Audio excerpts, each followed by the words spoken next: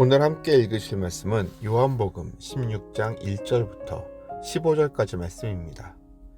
내가 이것을 너희에게 이름은 너희로 실족하지 않게 하려 함이니 사람들이 너희를 출교할 뿐 아니라 때가 이르면 무릇 너희를 죽이는 자가 생각하기를 이것이 하나님을 섬기는 일이라 하리라.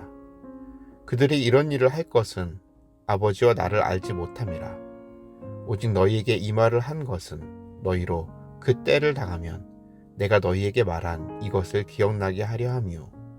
처음부터 이 말을 하지 아니한 것은 내가 너희와 함께 있었음이라.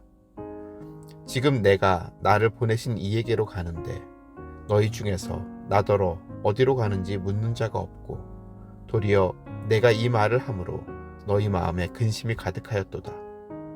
그러나 내가 너희에게 실상을 말하노니 내가 떠나가는 것이 너희에게 유익이라.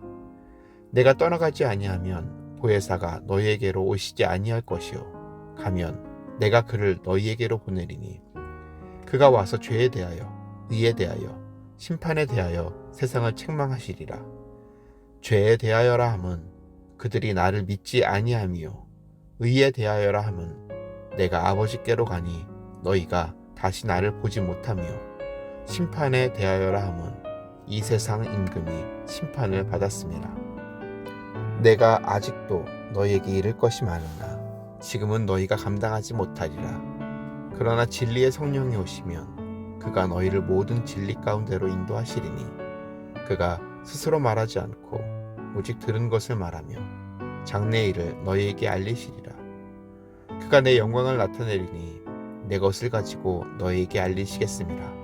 무릇 아버지께 있는 것은 다 내 것이라. 그러므로 내가 말하기를 그가 내 것을 가지고 너희에게 알리시리라 하였노라. 네, 여러분, 오늘 우리가 함께 나눌 말씀은 요한복음 16장 1절에서 15절까지의 말씀입니다. 네, 오늘 본문을 보면요, 예수님은 제자들이 걱정되시는 듯 합니다. 예수님의 떠남에 대한 예고, 그리고 그 뒤에 이어질 예수님을 따르는 제자들에게 주어질 앞으로의 핍박에 대한 이야기는 사실 생각해보면 지금까지 제자들이 예수님을 3년 동안 따라다니면서 한 번도 생각해보지 않았던 이야기일 거예요. 물론 주님이 여러 번 이야기하셨지만 제자들은 알아듣지 못했기 때문에 이제 예수님께서 그것을 본격적으로 이야기하실 때 그들은 매우 혼란스럽고 두려운 상황이었을 겁니다. 그러니까 우리가 요즘 말로 하면 그야말로 멘붕인 상황이죠. 내가 쫓아다니고 이제 곧 왕이 되실 거라고 기대했었는데 그분이 떠날 것이라고 이야기하고 떠나면 너희들이 어려움을 겪을 것이라고 이야기하시는 그분의 이야기에 제자들은 정말 멘붕이 온 것입니다. 제자들이 이런 상황에 놓일 줄 알면서도 주님은 그 이야기를 하셨습니다. 그 이유는 무엇이냐 하면 예수님이 떠나실 날이 이제 진짜 얼마 남지 않았기 때문이고요.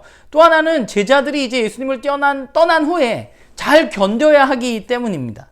진짜로 예수님은 떠나시고 제자들은 핍박을 당하게 될 것입니다. 자신의 동족들에게 그들은 핍박을 받아서 그들이 예배드리던 회당에서 쫓겨나고 심지어 죽음에까지도 이를 것입니다. 왜냐하면 그들이 예수님을 따랐기 때문입니다. 세상은 하나님의 일을 완전히 오해하고 있습니다. 그들은 예수님을 죽이고 제자들을 핍박하는 것을 통해서 자신들이 하나님을 굉장히 열심히 섬기고 있고 하나님의 일을 하고 있다고 우리가 잘 아는 대로 바울이 바로 그런 인물이었죠. 그럼 이런 상황 속에서 제자들이 어떤 생각을 할까요? 과연 무엇이 맞는 것일까라는 생각을 하지 않을까요? 진짜 예수님이 진리인 것인가? 혹시 예수님이 아니라 그들이 이야기하는 하나님의 일, 그게 진짜가 아닐까 혼란스러울 것입니다.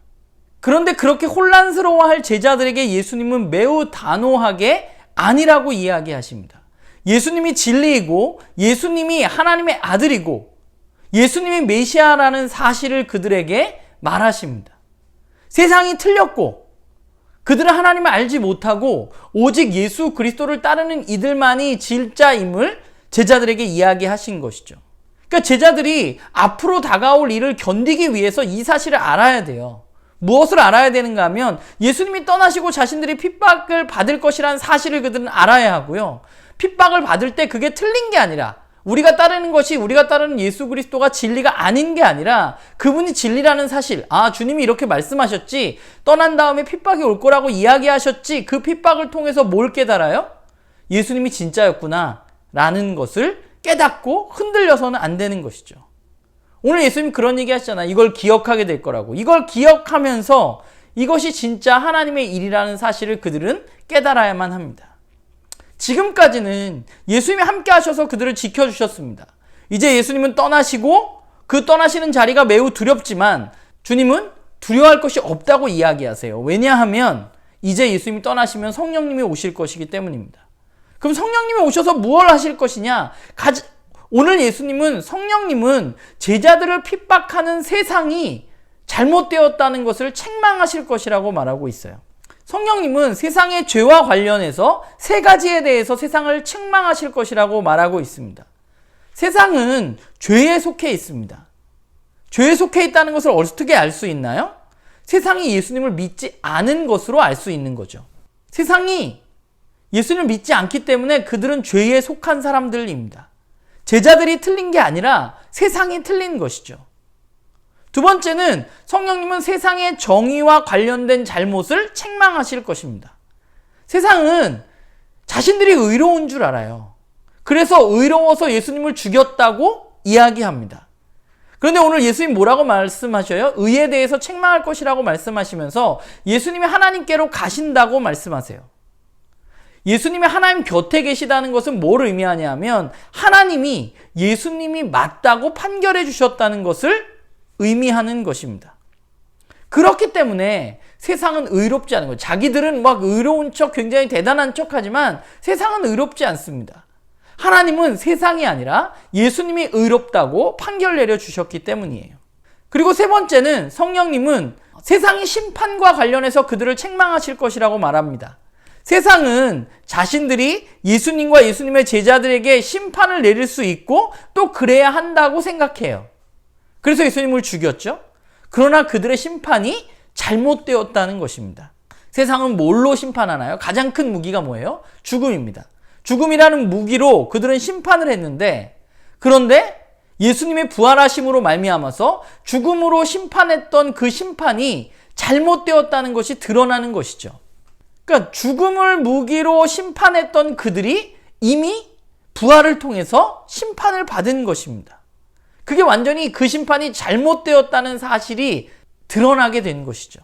그러니까 성령님이 오시는데요. 성령님은 어떤 분이냐 하면 우리를 변호해 주시는 분이시고요. 우리의 위로자가 되시는 분이에요. 예수님이 떠나고 핍박 앞에 직면한 제자들이 살아갈 수 있는 길이 그렇기 때문에 성령님과 함께하는 삶 외에는 아무것도 없는 것입니다. 어제 말씀에서도 이야기했지만 여러분, 세상은 죄에 속해 있습니다. 그래서 세상은 하나님의 뜻을 수행한다고 말하면서 자신들은 의를 지킨다고 이야기하지만 그들은 진리를 무시하고 의롭지도 않은 것이죠. 사실 세상은 의롭다고 말하면서 자신들이 원하는 것, 자신들에게 이익이 되는 것을 추구하는 것이 바로 세상입니다. 왜냐하면 죄에 속해 있기 때문에 그래요. 예수님을 따르는 이들은 세상에 속한 사람들이 아니라 예수님께 속한 사람들입니다. 예수님께 속한 사람들은 이 사실을 기억해야 돼요. 세상은 아직 의로운 곳이 아니라는 거죠. 세상의 심판이 완전히 정의로울 수도 없습니다. 세상은 여전히 하나님도 알지 못합니다. 악에 속해 있기 때문에 그래요. 그렇기 때문에 진짜 의고 진리이신 예수님을 따르는 사람들은 세상에서 핍박을 당할 수밖에 없습니다. 우리는 아프고 힘들고 우리가 가는 길이 맞나? 라는 생각을 하게 될 때가 분명히 있어요. 그런데 성령님이 우리에게 오셔서 하시는 일은 뭐예요? 우리가 틀린 길을 걸어가는 게 아니라는 것을 입증해 주고 계신다는 사실이죠. 예수님을 따라 사는 우리들의 삶이 맞다고 말해 주시는 것입니다. 제가 굉장하게 잘 살진 않지만 가끔 예수님을 믿고 예수님을 따라 살아간다는 것이 참 힘들게 느껴질 때가 있습니다. 굳이 이렇게 살아야 되나? 라는 생각이 들 때도 있어요. 그냥 세상 사람들처럼 살면 안 되는 건가? 당장 나에게 오는 피해보다 그렇게 살면 이익이 더 많을 것 같은데 라는 생각이 들 때가 있습니다. 그래서 우리는 때때로 그리스도인으로 살아가다 보면 어느 순간 지칠 때가 있는 것이죠. 저는 오늘 말씀이 우리가 지칠 때 이 말씀을 기억하고 봐야 한다고 생각이 들어요. 내가 틀린 게 아니라 나는 여전히 진리를 따라 걷고 있구나. 내가 틀린 게 아니구나. 세상이 틀린 거구나. 사람들이 틀린 거구나. 그 사실을 확인할 수 있는 말씀인 것이죠. 주님이 오늘 우리에게 그렇게 위로해 주시는 것 같아요. 혹시 나는 교회 지체들 중에 예수님을 따라서 걸어가는 이 길이 왜 이렇게 힘든 걸까라고 생각하는 지체들이 있다면 우리가 틀린 게 아니라 우리가 맞다는 사실을 기억하고 저와 여러분이 계속해서 주님을 따라서 한 걸음씩 걸어가는 그런 우리 모두가 되기를 간절히 소망합니다.